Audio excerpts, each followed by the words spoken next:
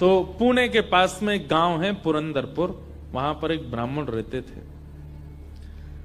स्वरूप ब्राह्मणों का था पर स्वभाव वैश्यों का। वैश्य मतलब हमारे बनिया भाई लोग, उनके जैसा उनका व्यवहार था।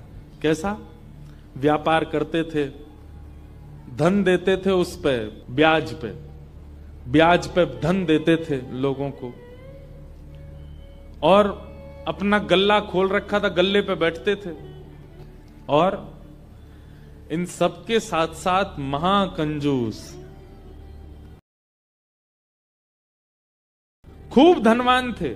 भगवान की कृपा से उन पर ब्याज का इतना धन आता था कि वो पूरे पुरंदरपुर गांव को अकेले भोजन करा सकते थे। पर इतने कंजूस थे, दूध में अगर मक्खी भी गिर जाती तो दूध छान के पी जाते थे, और मक्खी को यूं पकड़ करके उसके भी 2-4 बूंद छींटा जो दूध के होते थे उनको भी लेके पी जाते थे। दूध का क्या बिगड़े, इतने कंजूस। उनकी पत्नी का नाम था सरस्वती देवी। क्या नाम था? तो सरस्वती देवी जो थी, उनके पिताजी ने इसीलिए ब्याह किया कि भाई ये विप्रदेव जो हैं बड़े धनवान हैं, बेटी खुश रहेगी हमारी। तो सरस्वती देवी का ब्याह हो गया। उनकी मां ने, पिता ने जितने गहने दिए, ब्याह के अगले दिन ही, देवी सुनो, सबरे गहने उतारो अपने। बोले क्यों? अरे देखो कितनी अच्छी नक्काशी की है इसमें, कितने अच्छे से तुम्हारे कुंडल बने हैं, कितने अच्छे तुम्हारे गले के हार बने हैं, हाथ के तुम्हारे बढ़िया कंगन कड़ूला, रोज पहनोगी तो घिस जाएंगे, उतार दो सबको। पत्नी ने भारी भारी सामान सब उतार दिए, और गले का एक मंगलसूत्र रहने दिया, हाथ के कंगन रहने दिए, पैरों की पाजेब और पायल रहने दी। अपने ब्राह्मण देवता जो थे, इनको वो भी अच्छे नहीं लगते थे। रोज अपनी पत्नी को, क्यों इनको पहन के घूमती है, उनको दे दो, अंदर तिजोरी में रख दूं मैं। पत्नी कहती है तो सौभाग्य है, ये तो पहनने दिया कीजिए। महाराज कहते कहते 6 महीना हो गए, रोज टोकते। अब तो ये स्थिति में आ गए कि पत्नी के हाथ का भोजन नहीं करते थे। वो रोटी बनाती, बोले मुझे नहीं पाना, और अपनी दुकान पर जाके वो दुकान के बालक से कहते अपने घर से बनवा ला। रात में बोली आप कैसे मानेंगे? बोले ये उतार दो जितने पहन रखे हैं। उसने कान के कुंडल भी उतार दिए, हाथ के कड़ूला भी उतार दिए, पाजेब भी उतार दी, गले का मंगलसूत्र भी उतार दिया। सब बिल्कुल कोरी हो गई बेचारी, केवल नाक की एक नथ रहने दी उसने। बोले एक तो रहने दीजिए, कम से कम इससे पता तो चले कि मैं सौभाग्यवती हूं। तो कभी कभी ठाकुर जी पूरे संसारियों पे भी ठाकुर जी रीझ जाते हैं। ठाकुर जी बोले भाई ये ब्राह्मण देवता बड़ा बहुत अच्छा लग रहा हमको। बोले इतना कंजूस तो हमने कभी नहीं देखा है, बहुत भयंकर कंजूस है। ठाकुर जी का मन आ गया उस पर। अच्छा, जो पत्नी थी ना सरस्वती देवी, वो बड़ी भक्ता थी। वो तो नाम जप भी करती थी, वो दर्शन करने के लिए भी जाती थी, लेकिन ये नहीं जाते थे उसके साथ। वो अपने माता पिता के मायके जब जाती थी, मायके वाले लेके जाते थे उसको दर्शन कराने। ये तो कभी नहीं लेके जाते थे, तो कंजूस थे। खर्चा होगा, कभी खर्चा ना हो मेरा। सोचो कितनी ऊंचे लेवल के कंजूस। तभी ठाकुर जी का मन आ गया इस पे, तो इसको देखूं मैं एक बार। और हमारे श्री पंडरीनाथ भगवान, श्री विठल भगवान एक दीनहीन से ब्राह्मण का रूप धारण किया। फटी सी धोती पहनी और पुराना काला सा जनेऊ धारण किया, और महाराज ऐसी तिलक सा लगा करके बिल्कुल दीनहीन, झुर्रियां पड़ रही हैं मुखमंडल पर, और ऐसे हाथ जोड़ते भय इनके दुकान पर पहुंच गए। रूप रंग देख करके ही पहले तो ब्राह्मण देवता समझ गए, बोले अरे ये और आ गया, ये कुछ देना वेना तो है नहीं, मांगेगा। कहो तन पे नहीं लगता, चल दिए कलकत्ता, क्या करने आए हो?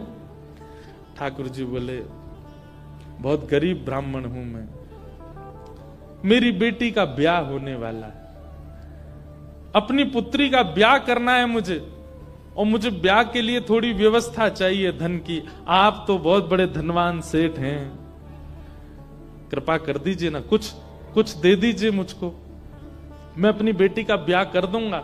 और थोड़ा ठीक हो जाएगा। या तो धन दे दीजिए, नहीं तो कुछ सामान दे दीजिए, सामग्री दे दीजिए, मैं उसी से कुछ ना कुछ तो व्यवस्था करूं।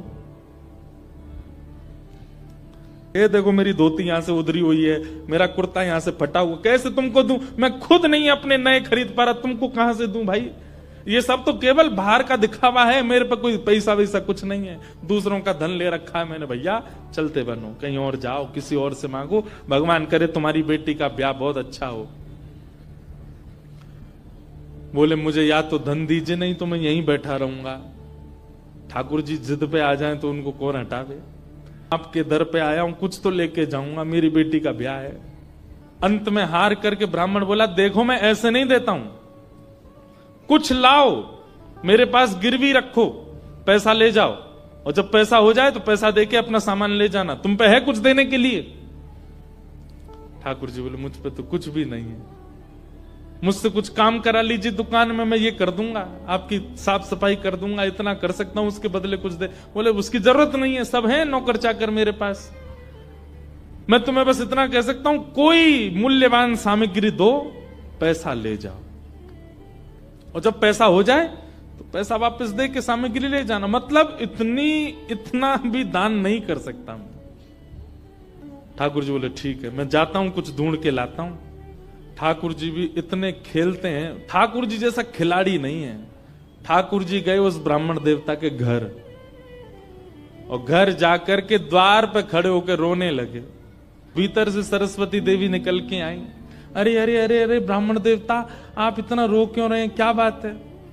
छोटी सी मेरी लाली बड़ी हो गई है, उसका ब्याह के लिए मैं बहुत दिन से वर ढूंढ रहा था, बड़ी मुश्किल से एक लड़का मिला है, अपनी बेटी का ब्याह करना है।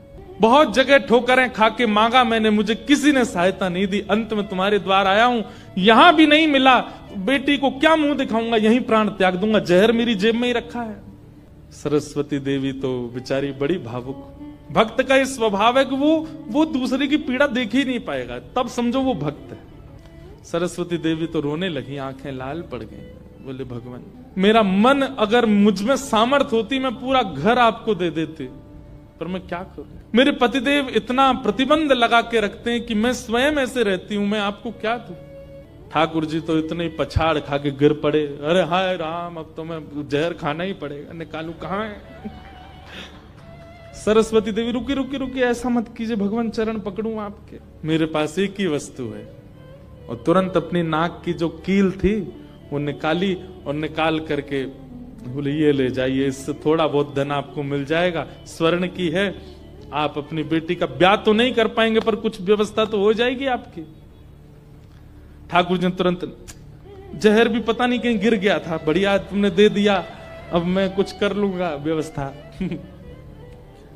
ठाकुर जी वो कील उसकी नाक की ले ली और सीधे गए उस ब्राह्मण की दुकान पर। देखो कितने उद्यमी हैं ठाकुर जी, और उसके दुकान पर जाके सीधा ले ले, और इसके बदले अब ला पैसा दे मुझको, तू कह रहा था ना कुछ सामान दो, उसके बदले पैसा मिलेगा, ये ले सोने की कील नाक की, धर ले अपने पास, ला पैसा दे। ब्राह्मण देवता ने जैसी कील देखी, ये आपको कहां से मिली? बोले उससे तुझको क्या, तू तो पैसा दे। मुझे कहां से मिली इससे तेरे को मतलब नहीं होना है, तू पैसा दे मेरे को, मेरी बेटी का ब्याह है, और अब मैं तेरे से भीख नहीं मांग रहा हूं, चीज रख के गिरवी तब ले रहा हूं, ला दे। मिली कहां से? बोले तू मत सोच, मुझे पैसा दे। कील उसने तिजोरी में अंदर रखी, और उसका जो धन होता था वो धन ठाकुर जी को दिया। ठाकुर जी ने जेब में धरी, निकल गए वहां से। ब्राह्मण ने अपनी भुजा ऊपर करी, बोले इसको बताता हूं, ये बहुत दानवीर बनती है अपने मन में, मैंने इसको बोला था एक कील पहने, वो तो बहुत अच्छी कृपा मुझ पर ठाकुर जी की, जो मैंने इसके सारे गहने उतरवा दिए, नहीं तो सब दान कर देती, एक कील छोड़ी वो भी दान कर दी किसी को।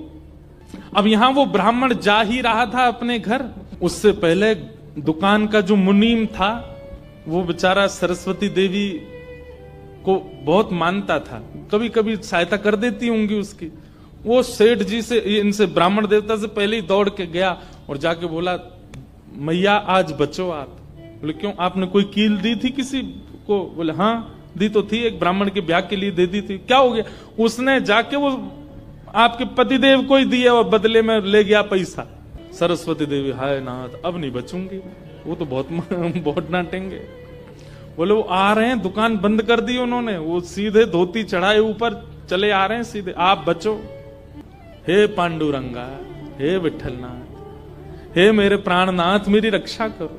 ये कैसा नियम आपने, मेरे आज जीवन में पहली बार तो कुछ दान किया, वो भी एक ब्राह्मण बेचारा अपनी हत्या करने पर तुला था तो मैंने किया। ये कैसा आपने खेल किया ठाकुर जी, कैसे भी मेरे पति को रोको। लेकिन इतनी डरती थी अपने पति से, इतनी व्याकुल हो गई, तुरंत विष ले लिया।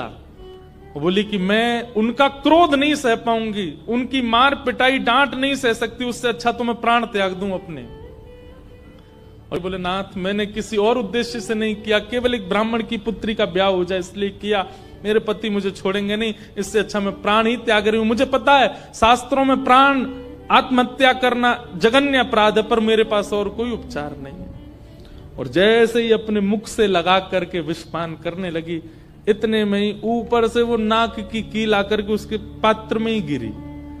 और जैसी खन्न से आवाज हुई, नेत्र खोल करके देखा, भीतर अपने हाथ को डाल करके जैसे ही निकाला तो वही नाक की कील उसके हाथ में आ गई। और नाक की कील हाथ में आते ही इतने में ही वो ब्राह्मण का प्रवेश हुआ। पत्नी सामने खड़ी थी, कहिए कहिए, आज कुछ कहूंगा नहीं, आज तो करूंगा, तू बता तैने किसी को दान कैसे किया बिना मुझसे पूछे, तू क्या दान किया, तेरी नाक की कील कहां है बता। पत्नी ने अपना हाथ आगे किया, ये रे तेरे पास कहां से आई। बोले मेरे पास ही थी। नहीं ये तेरे पास नहीं है, ये तो मेरे पास वहां रखी है तिजोरी में भीतर, चाबी मेरी यहां डली हुई है, तेरे पास कहां से आई। बोले मेरे पास ही है, अब बहुत दिन से पहनी हुई थी, साफ करने के लिए उतारी थी थोड़ी सी। ऐसा हो ही नहीं सकता है, मैंने इसके बदले मूल्य दिया है एक ब्राह्मण को, और ये मेरी तिजोरी में रखी है, चाबी मेरे पास है। तो रुक, अभी रुक, मैं अभी जाता हूं। और कील अपने संगी लेके गया, गए जाकर के दुकान खोली, तिजोरी जैसी खोल करके देखा उसमें वो कील थी ही नहीं, वो हाथ में थी। ब्राह्मण बोला ये कोई स्वप्न नहीं है, ये कोई अचंबा नहीं है, ये कुछ और है। नेत्र सजल हो गए, दौड़ करके घर आया, बोले मुझे सच बताओ क्या हुआ। पत्नी बोली सच बताऊं। बोले हाँ, मैंने ही ब्राह्मण को दी थी। हाँ वो ब्राह्मण वृद्ध सा, उसके कुर्ते फटे थे, उसकी धोती उधरी सी थी। बोले हाँ उसी को दी थी, वो मुझे दे के गया था और मैंने ये तिजोरी में रखी, तो फिर तेरे पास आई कैसे।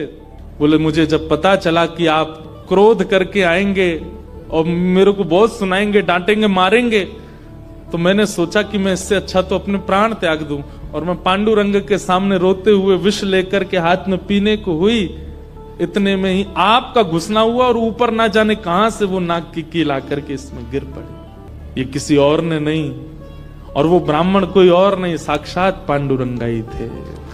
वही आए थे, वही ये सारी लीला करके गए हैं।